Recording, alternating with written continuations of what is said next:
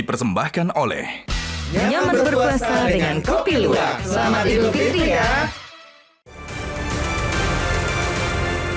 Selamat malam para pemirsa, ketemu lagi di Hot Room dengan saya Hotman Paris. Dunia kerja kita sedang tidak baik-baik. Syarat kerja yang tidak masuk di akal, harus ganteng, harus tinggi dipenuhi, kemudian harus pengalaman minimum 3 tahun. Kalau orang lulus sarjana 22 tahun, jadi bagaimana bisa melamar kalau belum ada pengalaman 3 tahun karena syarat kerja katanya minimum umur 22 sampai 28. Belum lagi PHK di mana-mana, tapi upah minimum. Upah di Indonesia salah satu terendah dari 10 di dunia. Benar-benar dunia kerja di Indonesia sedang tidak baik-baik.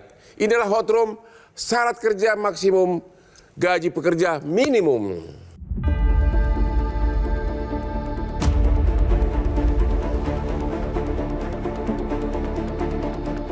Ramai. Ya, ramai pembahasan di media sosial mengenai persyaratan lowongan pekerjaan saat ini yang dianggap berlebihan. Sebut saja, di antaranya, pembatasan usia yang menetapkan hanya berkisar 18 sampai maksimal 28 tahun saja. Belum lagi syarat lain yang mengharuskan adanya minimal tinggi dan berat badan, serta mencantumkan harus berpenampilan menarik, bukan berpenampilan rapi. Persyaratan-persyaratan ini dianggap menyulitkan dan menjadi diskriminasi bagi calon pekerja. Belum lagi, di tengah syarat kerja yang maksimum, ternyata rata-rata gaji pekerja di Indonesia tergolong minimum. Indonesia ternyata masuk peringkat 10 negara dengan rata-rata gaji paling kecil di dunia. Disusul dengan Filipina dan Vietnam dari Asia Tenggara. Namun para pekerja seperti sudah jatuh tertimpa tangga pula. Masyarakat yang sudah dihantui syarat kerja maksimum dan gaji minimum masih dihantui juga oleh ketakutan PHK yang badainya sudah bergulir sejak awal tahun. Angka PHK naik pesat, jumlah pengangguran juga bertambah yang mengakibatkan persaingan kerja makin sulit saja. Dari sekelumit permasalahan ini, apa sebenarnya yang bisa dilakukan pemerintah? Regulasi apa yang harusnya dibentuk? Solusi apa yang diberikan agar dapat mengubah dunia kerja dari yang tidak baik-baik saja menjadi berkembang jauh lebih baik ke depannya?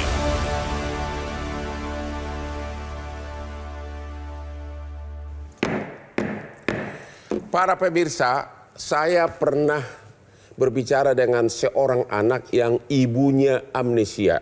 Ibunya sudah tidak kenal lagi anak-anaknya. Ternyata tahun berlalu ibunya semakin baik karena apa? Minum kopi. Ternyata kopi itu adalah salah satu obat yang paling ampuh untuk mencegah amnesia. Itulah yang Hotman selalu minum tiap hari. Kopi luwak hitam premium. Kopi luwak hitam premium. Lihat Hotman sudah 38 tahun jadi pengacara, tetap segar tiap subuh minum kopi luwak hitam premium. Oke, kita mulai diskusi kita. Ibu Irma, Ibu sebagai anggota DPR, bagaimana nih syarat-syarat kerja di Indonesia ini? Masa tinggi pun harus dipenuhi? Ada orang PNS tidak lolos hanya gara-gara kurang tinggi 0,5 cm, ya. Terus harus ganteng, terus harus umur 22 sampai 28. Tapi harus ada pengalaman 3 tahun kerja. Kalau baru 22 kan baru lulus. Gimana itu, Bu? Iya, terima kasih Bang Hotman. Pemirsa di seluruh Indonesia, sebenarnya regulasi di Undang-Undang 13 tahun 2003 itu nggak ada itu. Ya.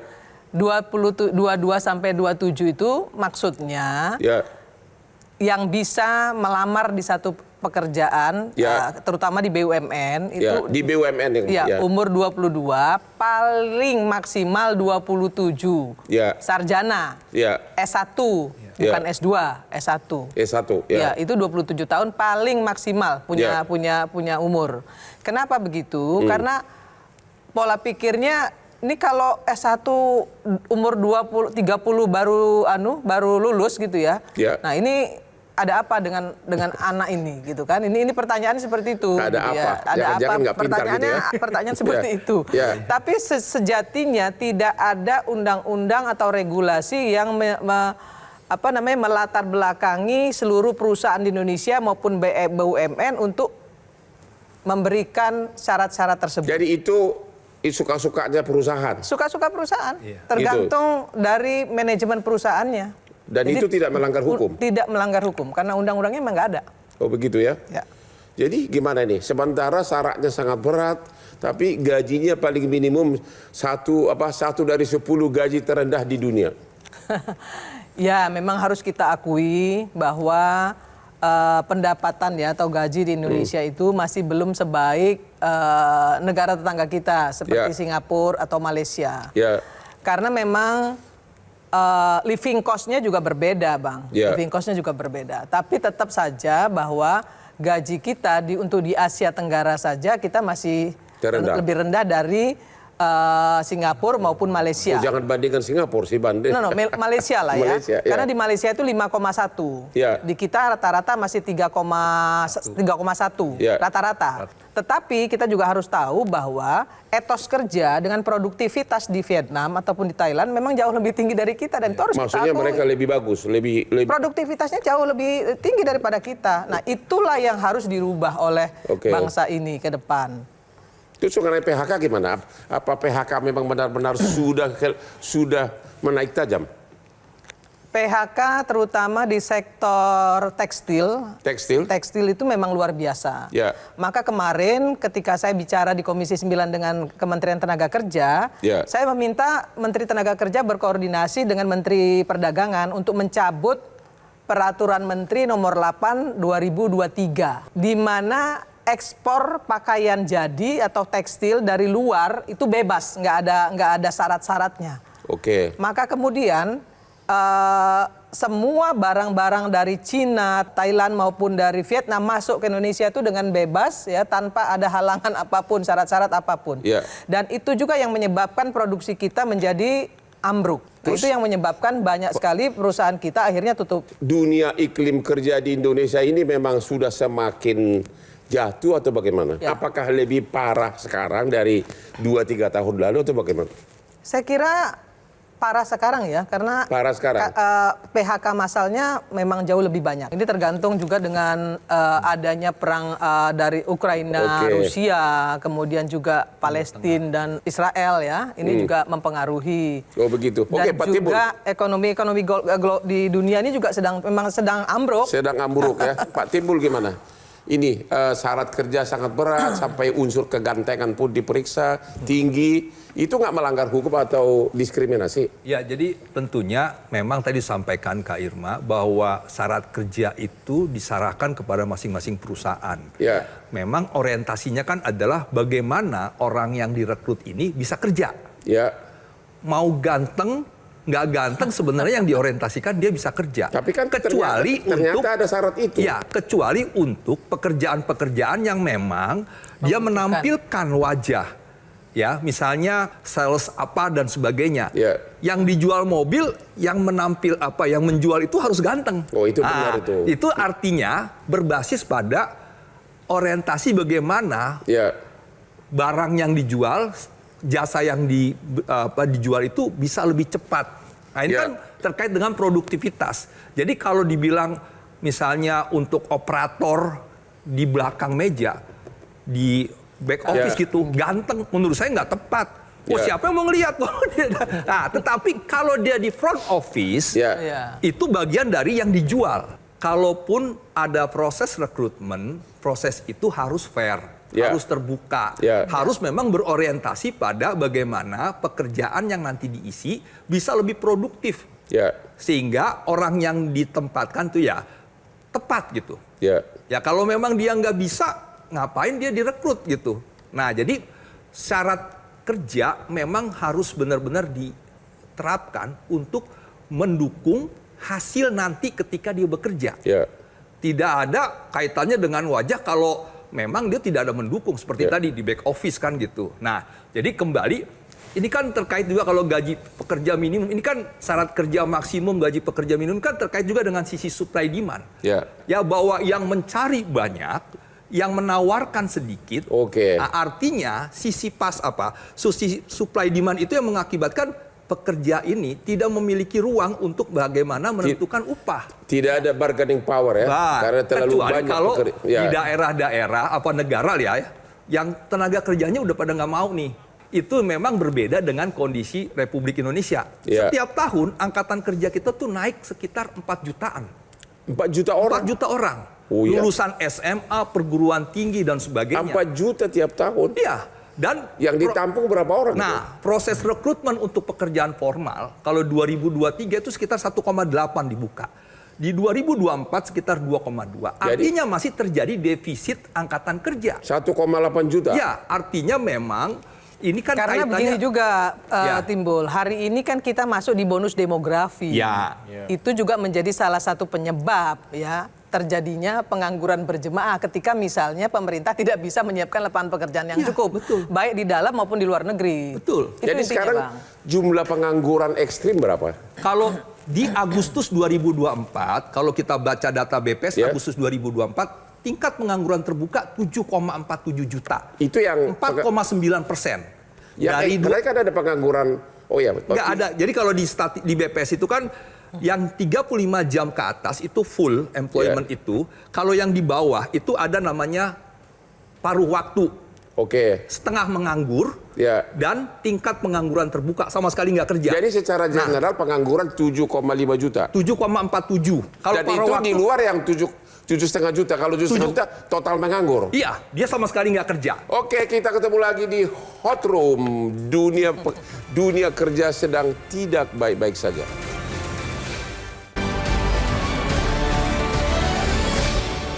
Dipersembahkan oleh Nyaman berpuasa dengan Kopi Luwak. Selamat Idul Fitri ya. Dipersembahkan oleh Nyaman berpuasa dengan Kopi Luwak. Selamat Idul Fitri ya. Ketemu lagi di Hot Room. Dunia kerja sedang tidak baik-baik saja. Ibu Ida, apa penyebabnya semua ini? Ya, saya kira kan ini tidak bisa dilepaskan dengan disrupsi ekonomi salah satunya. Begitu. Maksudnya penurunan? Faktor makro yang sebetulnya ikut berpengaruh. Tadi sudah disampaikan oleh Bu Irma. Emang sekarang lebih parah? Lebih parah. Lebih parah sebetulnya menurut saya kaitannya terutama dengan ketersediaan lapangan kerja. Begitu. Tapi kalau saya tadi mengomentari apa yang disampaikan oleh Pak Timbul, kan ada data juga yang menyatakan 10 juta Gen Z itu sebetulnya NEET ya Pak, no education, employment and training. Saya kira itu juga jadi. Saya pernah baca data berapa persen penduduk Indonesia itu yang lulusan hanya sampai SD.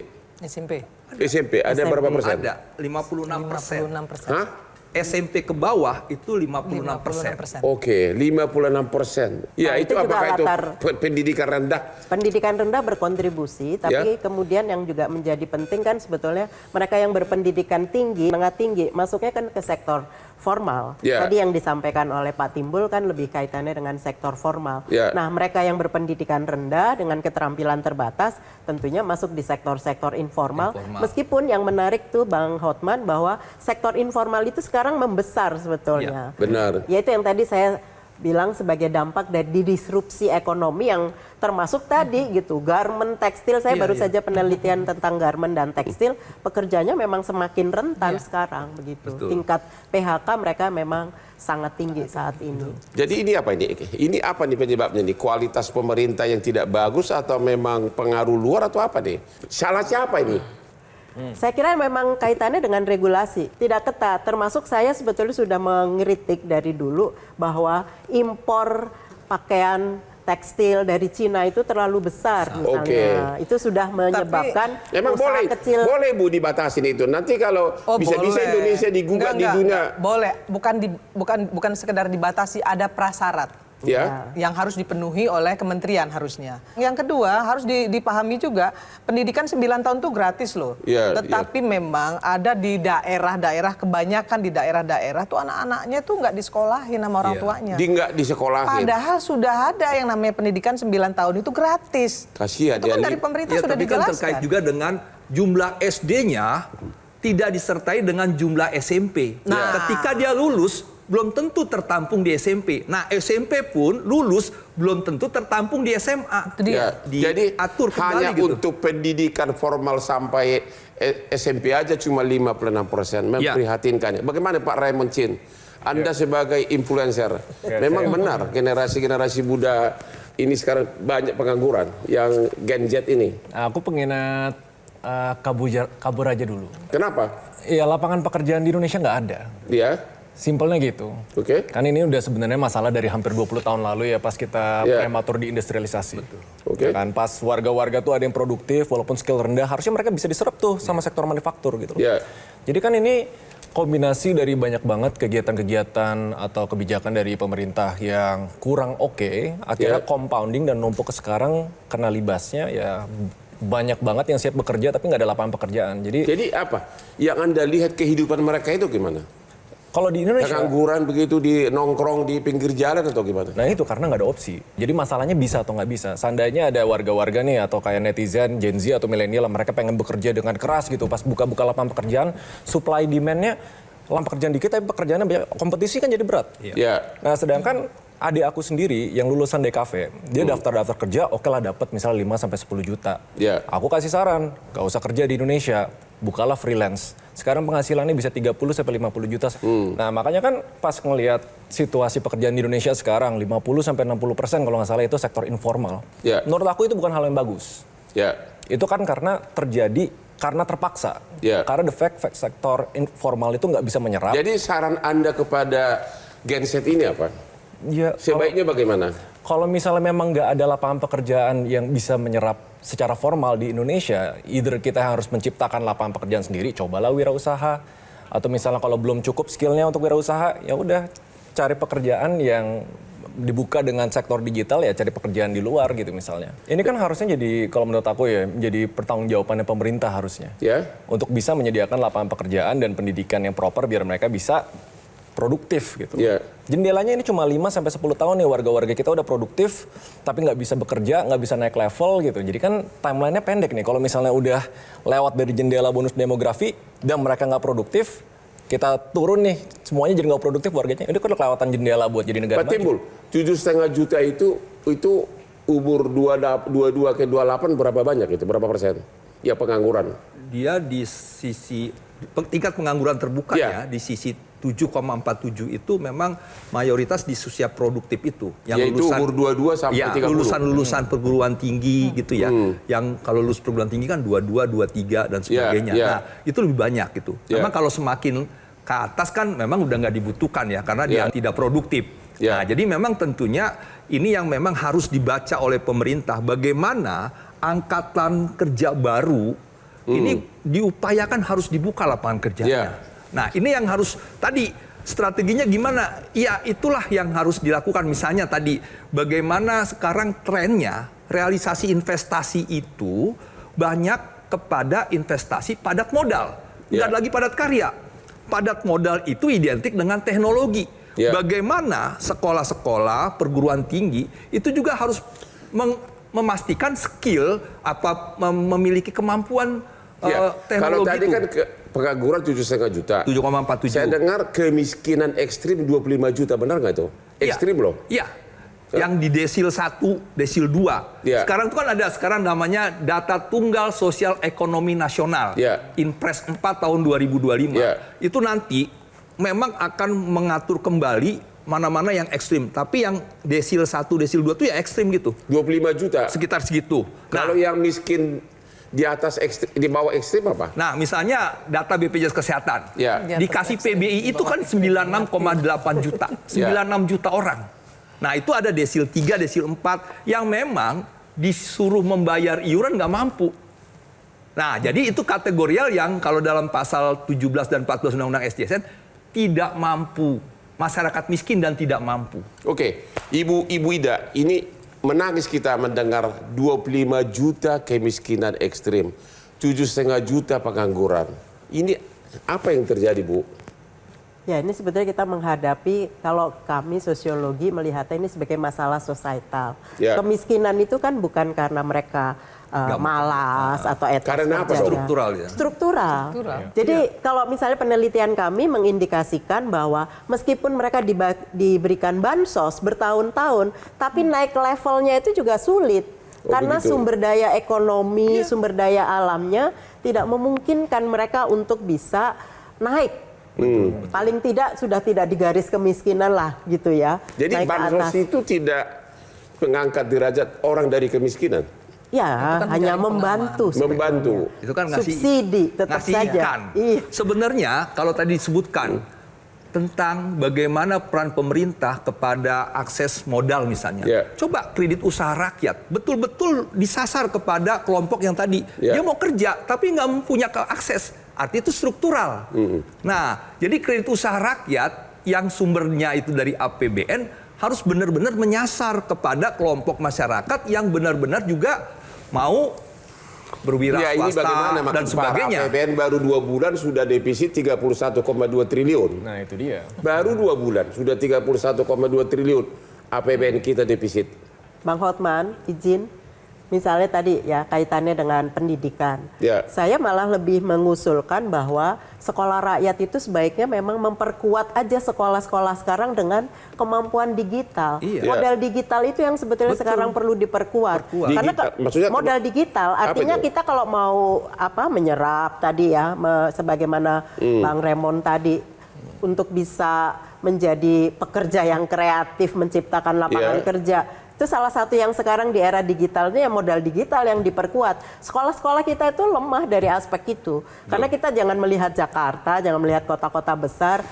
Karena kita punya kota menengah, kota kecil, apalagi perdesaan. Saya kira mereka yang sebetulnya infrastrukturnya perlu diperkuat daripada membangun sekolah rakyat yang memang ditujukan untuk kelompok masyarakat yang miskin yang sebetulnya hasil penelitian kami mengindikasikan mereka tidak ingin sekolah sebetulnya. Karena lebih baik bekerja begitu. Oke, Itu nanti saya akan nanya kepada Raymond apakah memang dunia digital adalah salah satu tempat untuk pelarian untuk mengatasi pengangguran ini. Ketemu lagi di Hot Room.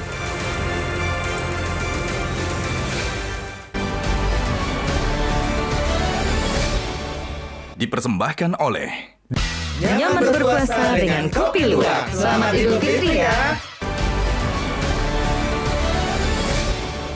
Dipersembahkan oleh Nyaman berpuasa dengan Kopi Luwak. Selamat Idul Fitri ya. Pemirsa, salah satu alat yang paling bagus untuk meningkatkan semangat kerja yaitu dia minum kopi. Contohlah Hotman Paris yang minum kopi tiap hari jam 4 subuh. Dan akhirnya bisa sampai jam 10 malam masih bekerja seperti sekarang. Itu semua berkat kopi kesayangan Hotman, Kopi Luwak Hitam Premium. Jam 4 subuh saya tiap pagi sambil ngopi di kolam renang saya. Contohlah Hotman, tapi jangan lupa kopinya adalah Kopi Luwak Hitam Premium. Oke? Pak Raymond, memang apakah dunia digital itu sekarang adalah pelarian untuk mencari nafkah? Kayak kalau menurut aku sih. Kamu sendiri kerja apa sih? Gue penasaran ini. Wirausaha. Perusahaan apa tuh? Dikit-dikit investasi di bisnis. Oh, investasi bukan digital ya? Gitu loh. Digital juga ada banyak. Ya? Beberapa klien kita bantu untuk ngelakuin transformasi digital gitu-gitu. Ya. Cuman dari dulu wirausaha sih. Ya. Nah, tapi emang digital kalau lihat dari kemasyarakatan luas ya. Menurut aku tuh cuma kayak Hansaplast. Ya. Kalau misalnya digital freelancing, cari project di luar, itu kan cuma Hansaplast karena itu main di sektor informal ya mau nggak mau terpaksa harus ngelakuin itu gitu. Yeah. Sebenarnya kalau solusi mutlaknya, ini kan masalah supply sama demand. Yeah. Demand itu lapangan pekerjaan yang harus diciptakan. Yeah. Ini nggak sedikit andilnya dari politik sebenarnya, masalah instabilitas politik itu. Yeah. Pas perusahaan-perusahaan dari luar negeri investnya harusnya ke Indonesia, ke negara tetangga, harusnya buka pabrik di Indonesia, bukannya di Vietnam dan lain-lain. Berarti kan ini sebenarnya kalau solusi mutlak jangka panjang ya pemerintah harus benar-benar beberes sih gimana caranya mereka bisa pancing banyak banget investasi. Soalnya kalau dari lingkaran ekonominya, kalau menurut aku harus diberesin tuh di bagian sektor bisnis sama investasinya dulu. Tapi apakah Anda menyarankan agar generasi muda ini menekuni dunia digital? Karena itu sepertinya salah satu yang paling tren sekarang ini untuk mencari nafkah. Ya, itu Hansa Plusnya kalau menurut saya sih. Cuma solusi sementara lah. Oke. Soalnya kan kalau dilihat sektor informal atau freelancer gitu, mereka tuh nggak membangun pekerjaan yang compounding. Logiknya habis gig lepas. Jadi kayak 10 tahun kemudian asetnya tuh aset pekerjaannya tuh nggak compounding gitu. Kalau sedangkan sektor formal kan ada jenjang karirnya, skillnya naik dan lain-lain. Kalau dilihat dari seluruh masyarakat Indonesia, saya rasa itu nggak solusi yang mutlak gitu loh. Jadi kalau misalnya teman-teman di sini nggak ada kerjaan gitu, coba deh belajar YouTube atau Google gimana cara grafik desain, video editor, carinya tuh dari luar negeri bukan dari Indonesia. Itu bisa jadi solusi jangka pendek, tapi solusi jangka panjangnya ya pemerintah harus bisa memancing investasi untuk membuka lapangan pekerjaan yang padat karya. Jadi menurut Anda ini salahnya siapa? Generasi muda yang malas, yang kurang skillnya atau pemerintah? Opini aku pribadi salah pemerintah. Dari zaman prematur di industrialization, di mana harusnya negara-negara maju tuh ada kontribusi manufakturnya tuh gede, karena itu cara paling gampang untuk menyerap warga-warga yang low skill, pelan-pelan naik level dan lain-lain, tapi tiba-tiba ke-skip sekarang kita semua di sektor jasa gitu loh. Gimana di Ibu DPR? Menurut Ibu gimana? Hari ini saya menyampaikan, kami di Komisi 9 menyampaikan kepada pemerintah untuk membuat pendidikan vokasi, pendidikan skill, berbasis skill, teknologi, kemudian agriculture, banyak Bang. Jadi istilahnya gini, kan kita punya banyak BLK, di seluruh kementerian juga ada BLK. Masalahnya BLK kita ini, itu alatnya udah jadul-jadul, instrukturnya juga nggak ada. Nah kalau itu kemudian dibenahi oleh pemerintah, pendidikan vokasinya jalan, maka rakyat Indonesia yang sekarang ini dalam bonus demografi itu bisa menyerap tenaga kerja baik di dalam maupun di luar negeri sesuai dengan pasar tenaga kerja dalam dan luar negeri. Jadi keahliannya itu disesuaikan Bang dengan pasar tenaga kerja dalam dan luar negeri. Nah, Abang bayangin aja, kita di Indonesia ini banyak sekali lembaga-lembaga pendidikan perawat. Itu dibuka luas sekali oleh Dikti. Makanya saya ngamuk-ngamuk sama Dikti. Seperti mengobral izin untuk membuka sekolah perawat. Tetapi kualitasnya tidak memenuhi syarat. Tidak memenuhi syarat. Sehingga ketika dikirim ke luar negeri, misalnya Jepang minta, kemudian Arab Saudi minta, yang negara-negara lain minta untuk ini nurse, itu tidak terpenuhi, malah ngambilnya dari Filipina. Karena memang skill kita nggak sesuai. Tidak sesuai. Nah itu juga yang kemudian kami sampaikan kepada Dikti, jangan lagi ngobrol izin, tapi lebih kepada kualitas. Nah ini yang harus dibenahi pemerintah. Yang dibilangin Raymond tadi betul, memang pemerintah yang salah. Mau nggak mau kita harus ngomong begitu, dan ini harus dibenerin. Nah, tapi jangan juga kemudian kabur aja dulu. Kalau saya nggak setuju dengan kabur aja dulu. Kabur aja dulu itu bagus. Enggak. Gini Bang. Penganut kabur aja dulu. Kalau saya berarti dapat kerja di luar negeri. Kalau saya penganut nabur aja dulu. Menabur dulu, menabur kebaikan, menabur motivasi dan sebagainya. Karena begini, mau kerja keluar. Bagaimana bisa nabur? Bokek Bu pengangguran. Loh, kabur mau pakai apa juga? Di luar negeri itu nggak gampang juga cari kerja. Jadi kalau mau pergi ke sana yang skillnya cukup kayak Raymond no problem. Tapi yang saya bilang tadi, yang tadi dibilang tadi sama Raymond, dibilang tadi sama Timbul, dibilang tadi sama beliau, yang tingkatnya hanya SMP, no skill, mau kabur aja dulu, mau kabur kemana? Mau kabur kemana ya? Iya. Ya Ibu Ida, itu kalau memang istilah kabur aja itu nggak tepat karena memang tingkat pendidikan kita rendah dan skillnya cukup. Begitu ya? Iya, artinya mereka yang kabur ya pasti punya modalitas, meskipun ada mereka kelompok yang bondo nekat istilahnya orang Jawa Timur. Bonek begitu. Tapi kan faktanya memang demikian. Saya kira yang menjadi penting itu kalau disebut tadi pemerintah belum membangun ekosistem. Jadi nggak bisa juga hanya parsial begitu. Yang sebetulnya harus diperhatikan begitu. Dan menurut Ibu ini akan makin parah nggak karena kelahiran anak semakin tinggi, penduduk semakin banyak, akan makin parah nggak tahun-tahun ke depan? Iya, kalau tidak ada ketegasan pemerintah untuk memulai tadi membangun ekosistem, termasuk kemudian kita bisa mencontoh negara lain, investasinya tuh di sumber daya manusia. Kalau dia sumber daya alamnya terbatas, misalnya seperti itu. Nah, ini yang harusnya dilakukan. Bonus demografi itu, Bang, nanti bisa jadi disaster demografi kalau dia tidak diolah dengan baik. Jadi pembenahannya itu mulai dari mana? Aku pusing nih. Pembenahannya itu mulai dari mana, Bu? Kalau saya termasuk yang percaya investasinya di pendidikan. Investasi di pendidikan. Iya, kemanusiaannya, sumber daya manusia. Jadi maksud Ibu mau makan gratis dikasih ke pendidikan gitu? Kalau saya lebih melihatnya seperti itu. Karena apa? Karena saya tidak terlalu yakin bahwa dengan makan bergizi gratis itu nutrisi akan membaik gitu. Tapi ketika kita mengalokasikan dananya untuk pendidikan, kita bisa invest dalam jangka menengah dan jangka panjang. Ibu Irma setuju? Enggak setuju. Kenapa begitu? Karena menurut saya dana pendidikan tuh di Kementerian Pendidikan tuh paling tinggi hari ini. Tapi kan dipakai untuk macam-macam tujuan. Nah itu dia, itu yang harus dibenerin gitu. Bayangin aja distribusinya nggak sesuai. Benar. Malah banyak karena dipakai untuk tidak fokus untuk pendidikan. Enggak lah, orang dibikin seminar sana, seminar sini. Benar. Ya perjalanan dinas kemana, perjalanan dinas ke sini yang nggak selesai. Coba kalau didistribusikan sesuai. Dan ada guru yang gajinya 600.000 sebulan. Itu dia. Jadi nah kalau itu semua dibenahi, pendidikan 9 tahun itu udah bagus, kemudian ditambah dengan adanya beasiswa bagi anak-anak cerdas. Tapi duitnya dari mana? Bukan dipakai untuk makan gratis. Enggak semuanya, Bang. Kan kita tahu anggarannya. Saya di DPR tahu anggarannya seperti apa. Tapi kan pendidikan, Bu Irma, termasuk yang didesentralisasi. Jadi kemampuan daerah itu juga menjadi sangat penting, Bang. Jadi begini, masalahnya juga harus dipahami, ya namanya otonomi daerah itu juga menjadi masalah. Banyak sekali namanya program pusat itu di daerah nggak jalan. Karena memang pendidikan, kesehatan itu kan kalau mengacu pada Undang-Undang 23 tahun 2014 adalah urusan pemerintah yang sifatnya konkuren. Iya. Pemerintah pusat dan pemerintah daerah. Nah, sekarang kan persoalannya adalah misalnya makan siang bergizi ini baik, penting iya, tapi harus tepat sasaran. Betul. Nah, alokasi yang tadinya kan nggak mungkin juga kelompok masyarakat anak-anak menengah ke atas dikasih lagi. Jangan-jangan dia uang sekolah. Jadi menurut Bapak pembenahan mulai dari mana? Nah, jadi memang tentunya satu bahwa pemerintah harus membuka lapangan kerja. Nah, lapangan kerja yang akan dibuka kecenderungannya adalah yang berorientasi pada teknologi. Sekarang SDM-nya harus diperkuat.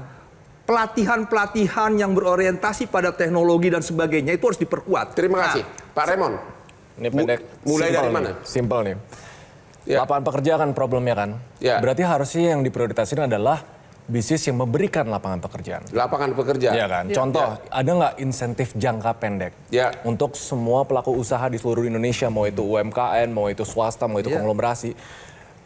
Pemerintah do something biar mereka membuka itu lebih lebar. Tapi kemarin contohnya, kalau nggak salah ada satu isu tentang yang sektor informal mau diformalkan. Which sebenarnya kan pekerjaan itu dibebankan dengan biaya yang lebih, jadi bisa meresikokan pekerjaannya malah makin dikit gitu. Jadi hal-hal kecil itu tuh kayak mesti diperhatiin biar kayak semua bisnis ini bisa memperluas lapangan pekerjaannya gitu. Siapa nih bisnis-bisnis yang memberikan lapangan pekerjaan paling banyak, berikan insentif untuk mereka. Tapi memang itu benar kata Ibu Irma itu, salah satu itu loh yang tekstil itu loh ya. Yang dari Cina begitu banyak masuk, padahal kalau dibuka di Indonesia akan menyerap tenaga kerja yang sangat banyak ya. Iya, padat karya itu.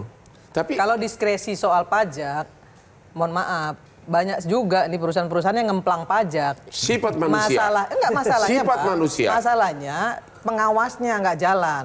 Kalau pengawasannya jalan, tentu pengemplang pajak ini nggak akan lakukan itu. Yang main juga orang pajak sendiri. Sampai hari ini kalau nggak salah rakyat yang punya NPWP masih hitungan di bawah 10 juta ya. Betul.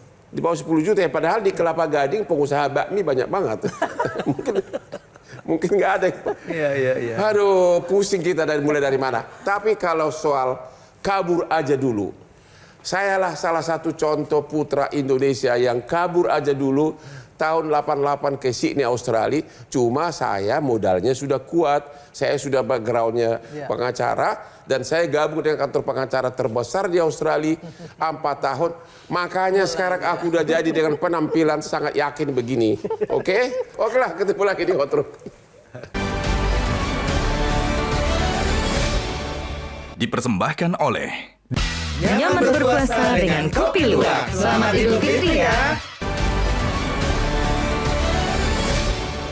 Dipersembahkan oleh Nyaman berpuasa dengan Kopi Luwak. Selamat Idul Fitri ya.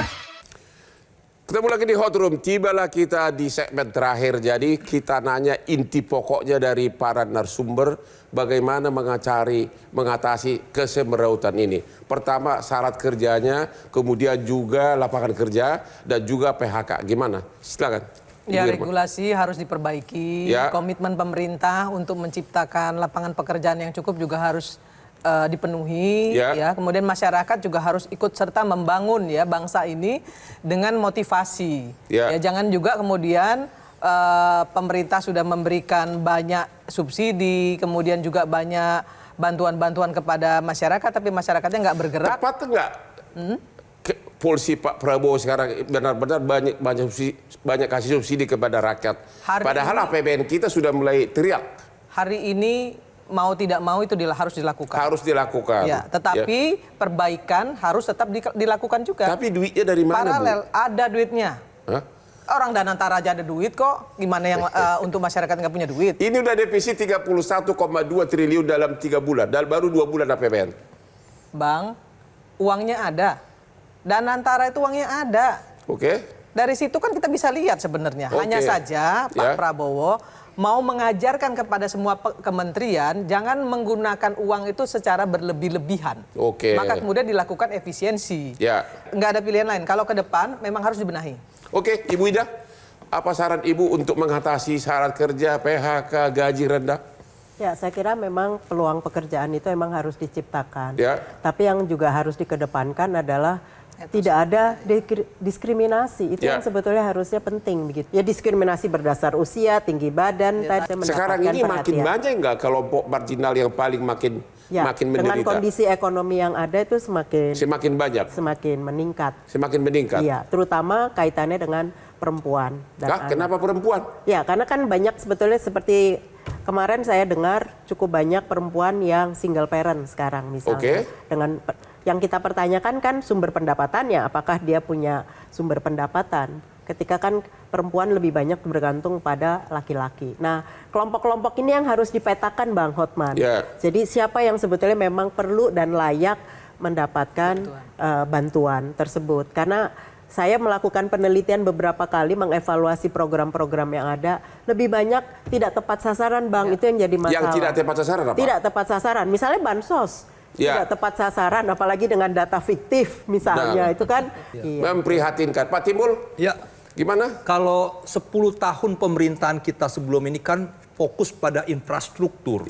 Harus sekarang fokus pada SDM. Investasi pada bagaimana pengembangan sumber daya manusia kita. Misalnya bahwa saat ini kan yang lebih dibutuhkan misalnya tentang skillnya, vokasinya bagaimana dan sebagainya. Untuk memenuhi dunia usaha, dunia industri. Nah, pelatihan-pelatihan itu diperbanyak. Jadi kalaupun ada biaya alokasi pendidikan, pendidikan itu bisa diambil, dialokasikan untuk pelatihan-pelatihan.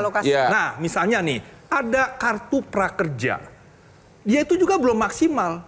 Demikian juga ada di sini lagi manfaat pelatihan di jaminan kehilangan pekerjaan. Ada lagi pelatihan yang diselenggarakan Kementerian Tenaga. Digabung saja menjadi badan pelatihan nasional. Sehingga lebih fokus, lebih efisien untuk bisa memastikan SDM kita bisa memenuhi dunia usaha. Pelatihan itu untuk meningkatkan skill. Jangan mengejar pendidikan formal. Ya, artinya itu juga, tetapi memang diefisienkan untuk bisa berani kita mengalokasikan lebih juga untuk tadi skill-skill ini. Karena dunia usaha, dunia industri kan berpikir gini, saya nggak butuh ijazah kamu, itu hanya lampiran. Tapi ketika Anda bekerja, bisa nggak hari ini? Kan gitu. Itu kan artinya kita harus siap untuk menyediakan SDM yang berkualitas. Nah, kalau kita hanya berbasis bansos, itu kan kita ngasih ikan. Kalau investasi SDM itu kita kasih kail. Bagaimana antara usaha pemerintah membuka lapangan kerja, investor masuk, kita sudah siapkan SDM. Jangan juga nanti gini, investor datang, nggak ada SDM kita, tenaga kerja asing yang direkrut. Kita jadi penonton. Nah, artinya investasi yang diundang, investor yang datang bisa membuka lapangan kerja, SDM kita bisa memenuhi itu. Terima kasih Pak Timbul.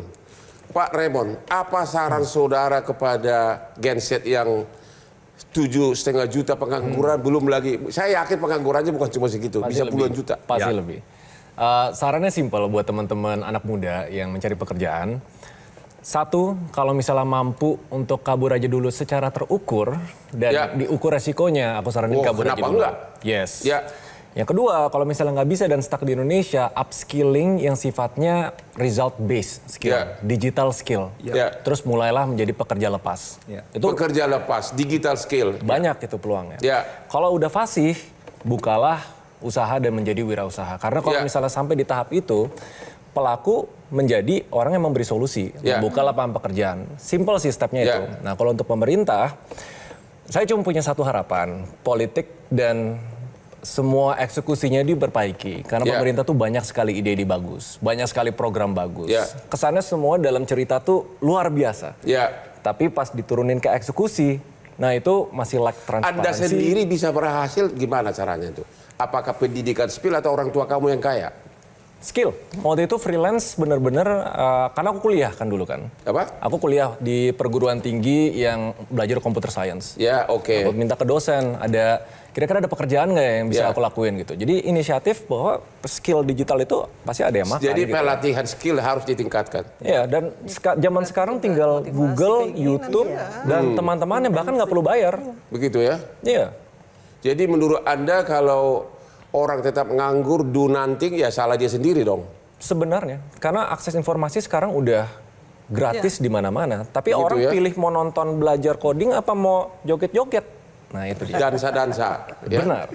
Jadi salah satu yang saya tangkap barusan adalah perlu skills ditingkatkan. Pasti. Saya kasih contoh. Saya sebagai kantor pengacara bisa terima lamaran segitu banyak tiap bulan dari para sarjana hukum. Begitu saya lihat gelarnya doktor, master, saya nggak mau ngambil. Padahal saya lihat dari mulai dia kuliah, langsung S2, langsung S3. Tidak pernah bekerja. Padahal kalau dia doktor, dia pasti minta gaji yang tinggi. Langsung itu lamarannya gue pinggirin. Tapi begitu melihat dia SH, sudah kerja 5 tahun, langsung saya tertarik. Jadi sekali lagi, kesimpulan dari diskusi ini adalah tingkatkanlah skillsmu agar kau bisa seperti Hotman Paris. Oke, demikianlah akhir dari diskusi kita ini. Jangan lupa nonton Hot Room setiap hari Rabu jam 9 malam hanya di Metro TV. Silakan Bu ke sini Bu. Kita berlomba.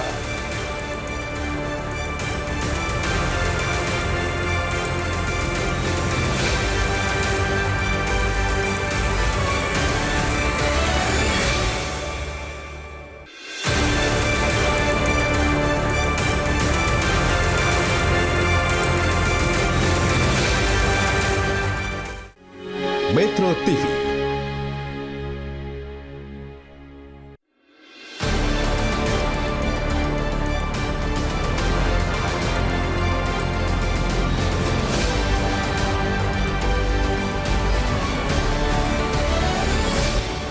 Dipersembahkan oleh Nyaman berpuasa dengan kopi luwak. Selamat Idul Fitri ya.